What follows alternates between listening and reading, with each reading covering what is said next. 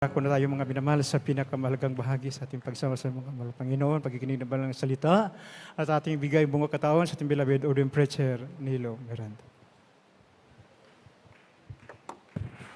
Amen. Daligo ng Diyos. God bless you po ating beloved co-preacher, Brother Conrad. Everybody shout, praise the Lord. Magapanin doon kita kadali maigsoon alang sa pag-ampo. Praise the Lord. Hallelujah. Daligon ka, O Diyos, langit mong amahan, mabanal sa pangalan mo, mahal na Panginoong Yesus. Maraming salamat, dakilang Diyos, sa iyong banal at matamis na presensya. Salamat sa mga prayers ng aming beloved parents in the Lord. Narito kami, O Diyos, nagpapasalamat sa pribilehiyo na binigay mo sa amin, na kami naglilingkod sa iyo at magmamana ng buhay na walang hanggan. Mahal na Panginoon, patawarin kami sa aming mga pagkukulang, patawarin kami sa aming mga pagkakamali at pagkakasala, pagpalain niyo po ang iyong banal na salita. Alisin niyo ng hadlang ng kaaway, we bind the power of darkness, unbelief and doubts, hindrance cast out in Jesus' name. Amen. Praise the Lord. Tayo po'y makabalik sa ating upuan mga minamahal. Praise the Lord. Isa mo ng malakas na palakpak para sa ating mabait na Diyos. At magsabi ng praise the Lord. Purihin po ang ating mahal na Panginoon. Wala tigit sa lahat po. Ang pinakamataas na papuri, pasasalamat, pagdadakilat, pagsamba, paglulhati ay tanging sa ating napakabait na Diyos. Ever Amen. Ang ating pinakamahal na Panginoong Yesus at tayo nagpatuloy na we acknowledge to give double honor and respect po sa ating beloved parents in the Lord. We cherish and remember the blessed preaching and teachings of our dearly evangelist pastor, Wildy Estrada Almeda, and our beloved honorable assistant pastor, Lina C. Almeda. Greetings to the beloved Almeda family. Sa ating lahat, mga minamahal, mayong hapon ka na itong tanan. Everybody shout, praise the Lord. Daligo ng Diyos, maigsoon. Tanan, malipahin mo singit itong praise the Lord. Amen. Tayo po mga minamahal, ay baka makinig ng salita ng Diyos. At ipaintulot ng Diyos, mga minamahal, siguro mga next month, dito na tayo sa ating pulpito. Amen. Praise the Lord. Amen. So, purihin natin dakilang Diyos, mga minamahal. Praise the Lord. At tayo po ay makinig ng salita ng Diyos. Kindly open your Bible from the book of Deuteronomy chapter 30, 19 and up to 20. Kindly, praise the Lord.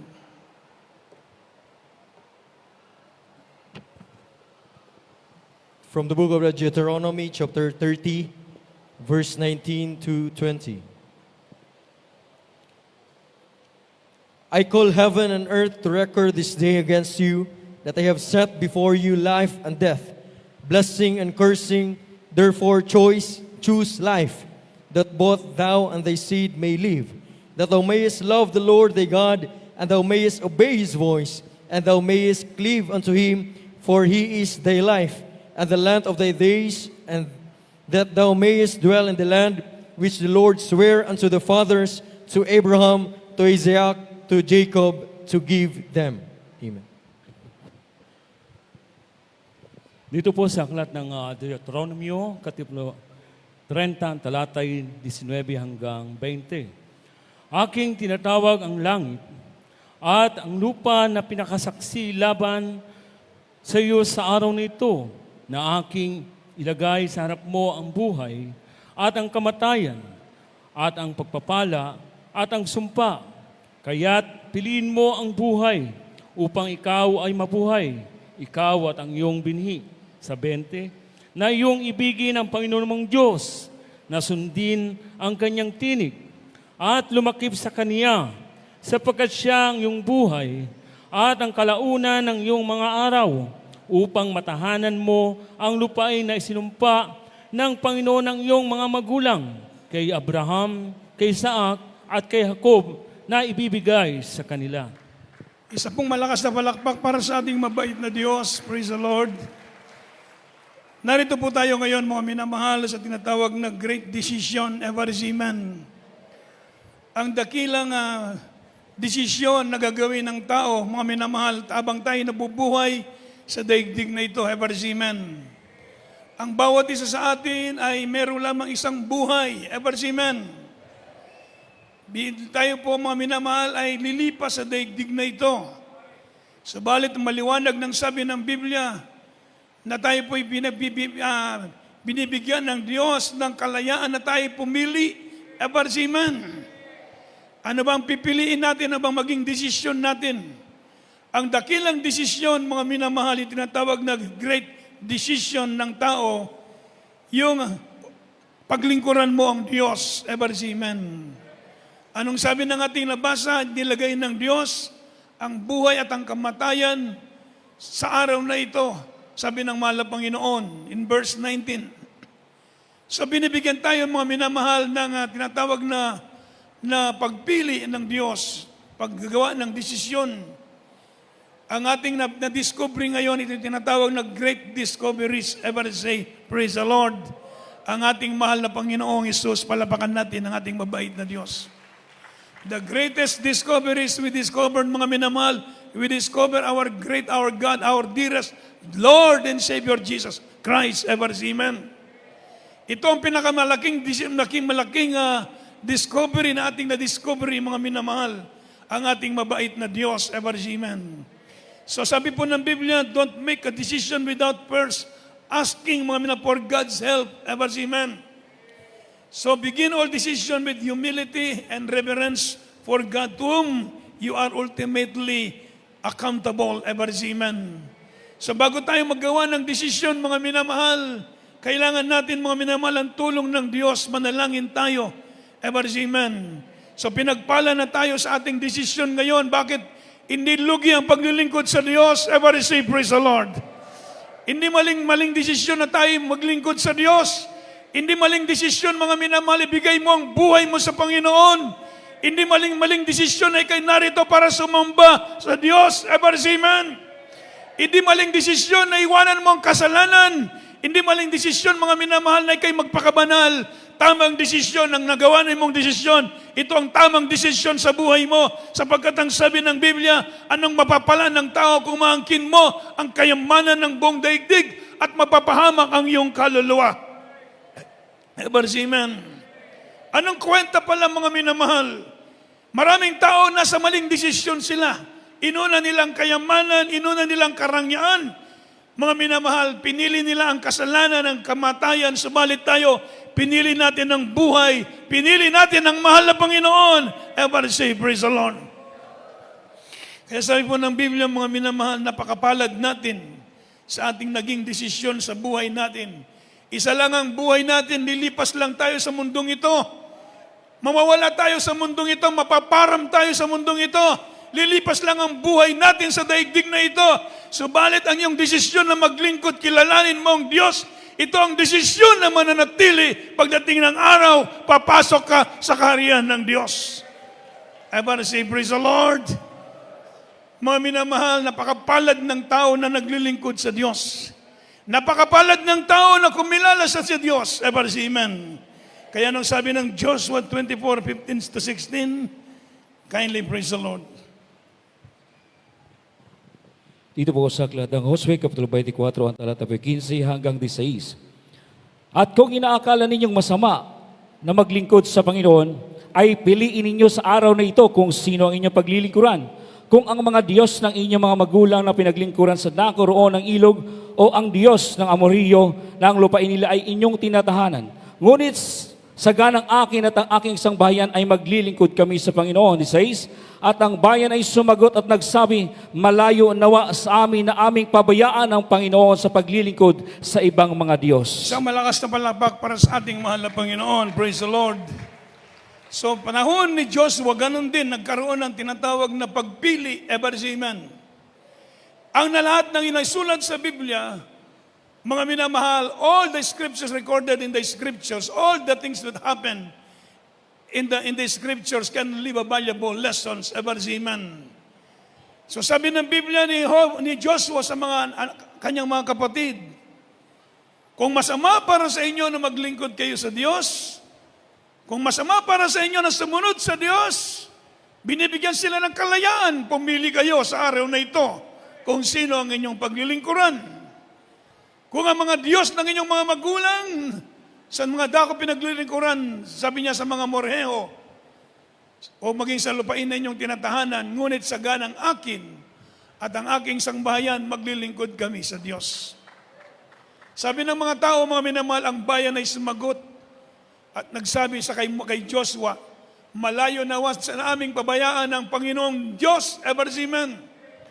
Hindi kami maglilingkod sa ibang Diyos, sapagkat nakita nila kung anong kagandahan na ipinakita ng Diyos sa buhay nila. Ever amen. Anong merong nagpaglilingkod sa Diyos? Sa ating paglilingkod ngayon sa mahal na Panginoon, meron bang ginawang masama ang Diyos para sa iyo? Ginawan ka ba ng masama ng Diyos? Pinahamak ka ba ng Diyos? Inalipusta ka ba ng Diyos? Pinahirapan ka ba ng Diyos? Hindi. Palapakan mo natin ng malakas ang ating mahal na Panginoon. Kaya ang mga tao nagsabi, hindi nawa, malayo sa amin na maglingkod kami sa ibang Diyos. Kung babayaan mo ang Diyos, sabi ng Biblia, pababayaan kayo ng Diyos. Ever amen. Amen. Alam niyo po mga minamahal, hindi tayo robot. Kaya ang tao, meron siyang kalayaang magpili at magdesisyon sa kanyang buhay. Para sa akin, sa aking sangbayan, sabi niyo, Joshua, maglingkod kami sa Diyos. Bakit na? Alalahanin natin gaano ka makapangyarihan ng Diyos na nagpakilala sa atin. Ever amen? Year 1991, dito sa Cebu, pioneering sa Cebu, kami ang first batch. Kami yung naglagay ng streamers. Unang krusada this the Cebu 1991. Siguro mga 6-7 kami katao. Fasting kami. 10 days. Pagkatapos punta ng Cebu. Pagdating namin ng Cebu, mga minamahal, napakarami pa lang tao sa Kulon. Napakarami pa lang tao sa Cebu. So, ang ginawa namin, 24 hours. Matulog lang kami ng 2 oras. Dahil gahol sa oras, 1 buwan kami nag-sounding sa Cebu. Lakad kami dyan sa Cebu, lakad ng lakad sa Kulon. Ikot ng ikot sa Pardo, sa Talisay, sa Mingla. Sabit ng streamers sa Lapu-Lapu, sa Mandaue. Pati mga kanto, mga bahay, nilagyan namin ng leaflets. Wala kaming halos tulog, mga minamahal. Para lahat ng tao makarinig sa kursada, mga minamahal. Amen. Yung mga dingding, yung mga gate, nilagyan namin ng mga leaflets, dinikitan namin. Alos maputos ang Cebu. Nagalit ang mayor. Sabi yung San Maning Jesus Miracle Crusade, giputos man nilang ang Cebu sa ilang mga streamers. I-cancel ang ilang permit. Mga minamahal, ipa-cancel daw ang permit natin. Hindi tayo pagamitin ng Cebu Coliseum. Hindi tayo pagamitin sa Cebu. Naggalit ang malapastor. Sabi ni malapastor, nagpasting ako ng 40 days para magkrusada dyan sa Cebu. Pag kinancel mo ang aking permit dyan, idemanda kita sa buong Pilipinas. Sabi ng malapastor. Nang malaman nila, pugado pa lang ating beloved pastor, ang kanyang brother, youngest brother ng malapastor, judge sa New Jersey, the first Filipino judge sa New Jersey. Sabi ng text secretary ng mayor, Evangelist, hindi na i-cancel lang yung permit. I-demanda mo pa si Mayor? Sabi ng malapastor, hindi na. Tuloy ang kursada. Palapakan natin ng malakas ang ating mahal na Panginoon. Ibig sabihin, mga minamahal, hindi basta-basta ang pagpasok dito. Amen. Dahil bubuksan ng Diyos ang ebanghelyo ng kaligtasan ngayon, pinagpala kayo ng ating mahal na Panginoon. Pinagpala kayo ng Diyos. Praise the Lord. Dati sumasambat tayo sa mga Santo Niño, sa mga ribulto. Hindi nakakakita, hindi makakilos, hindi makapagsalita, mga minamahal. Subalit ngayon naglilingkod tayo sa totoong Diyos. Palapakan natin ng malakas ang ating mahal na Panginoon. Kaya ang sabi ni Paul, how you turn from idols to serve the true and the living God. Ever amen? Paano kayo nanumbalik sa Diyos, sa pag-alagad sa mga Diyos-Diyos? Sa mga santo kaniyadto, ever amen? Sabi nato, sakto na kaniyadto ang atong pagsimba, pero kinidiay ang tinuod nga pagsimba, simbaho ng Diyos sa Espiritu at kamaturan. So this is a great decision sa inyong buhay. Hindi kayo nagkamali ng iyong desisyon na maglingkod kayo sa Diyos. Ever amen. Kaya sabi po ng Biblia, mga minamahal, kung pabayaan niyo ang Diyos, pabayaan kayo ng Panginoon. Meron tayong freedom. Huwag natin pabayaan ang ating paglilingkod na ito. Huwag niyong pabayaan ng Diyos na inyong nakilala, mga minamahal. Kaya hindi basta-basta ang sakripisyo ng man of God dito. Ever amen. Mga minamahal, 40 days fasting. Pagkatapos 10 days crusade. Yung krusadang 10 days, araw-araw fasting na naman. Halos hindi na ka makatayo, mga minamahal, wala nang lakas yung tuhod, mga kapatid. Napakahirap, mga minamahal. Hindi basta-basta sakripisyo. Ever see, men? Pagkatapos, iniwan pa kami lahat dito. Ayaw ng mahal na Panginoon na naginip. Uwi na sana kami, mga ticket na kami lahat, balik na ng Manila. Na naginip ang sisters, lumapit sa malapastor. Sabi niya, malapastor, na panaginipan ko po, yung sinasakyang barko ng mga workers lumubog. Sabi ko, baka siguro yung Princess of the Orient. Ano ba yun? Sulpicio ata yun. Mga minamahal. Sabi ng malapastor na may mensahe ang mahal na Panginoon, walang uuwi. So lahat kami walang uuwi. December yun, December 14. Mga minamahal, natapos ang krusada. Walang uwian. Gusto nang mamamasko sa Manila. Walang uwian. Iwan lahat. Asdang ako naiwan, atod karon naiwan. Ever say, praise the Lord. Ever say, praise the Lord. Ako gusto ko na umuwi noon. Pero hindi ako mamasunod sa sarili.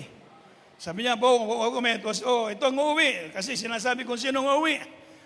Si Padre Nilo uwi na. Ay, praise the Lord, palakpakan na. Uwi na ako. Mamaya, kinabukasan na naginip yung sister. Sabi niya, Kuya Nil, napanaginipan kita na sa loob ka ng ataol. Nagulat ako, mga minamahal.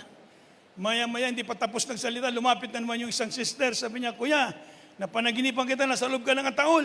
Sabi ko, hindi kalooban siguro ng mga laban na pauwiin ako. Ever see, amen. Amen. So, hindi tayo nasusunod sa ating mga sarili. Hindi basta-basta, walang makain noon. Amen. Grabe ang sakripisyo. Hindi basta-basta. Talagang nagmukha kaming tuko, mga minamahal. Putod balat na lang. Mata na lang yung malakit, saka yung mukha, yung ulo, mga minamahal. Walang panabon.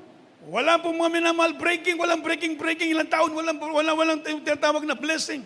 Hindi namin alam yung blessing noon, mga minamahal. Ilang taon, mga kapatid. Kain namin, usahay, doon ako relo nga, Seiko 5, katong gikan sa gawa, sa akong isoon. Pag wala mi pang gasolina, muya mong iprenda, pampalit o gasolina. Pag wala na pang gasolina, Padinil, wala tayong pang gasolina, doon na po ko sa presuhan, sa relo, prenda na po doon akong relo. Kunya, palit og diesel o ganang pagkaon para nami breaking gamay. Pero mga minamahal ngayon, pinagpalan na tayo ng Diyos. Ever say amen. Ever say praise the Lord. Ang ibig kong sabihin, hindi basta-basta ang sakripisyo ng ating beloved parents in the Lord dito sa Cebu. Nakinumdum ko maigsoon. Magbayad mi sa Cebu, sa Channel 9, sa RFN 9, sa Cebu, sa radio, sa DYKC. 100,000 a month. Ako'y magdalag kwarta dito, mga minamahal. Magbayad sa Cebu Coliseum, tag 10,000 pa katuang beer service. Magbayad kag 10,000 service. Pagkatapos, ilang piraso lang kapatiran. Naawa yung manager, sabi niya, Badrenil, Wednesday, Friday, Sunday ang service. Sabi niya, yung Friday, libre ko na lang kayo.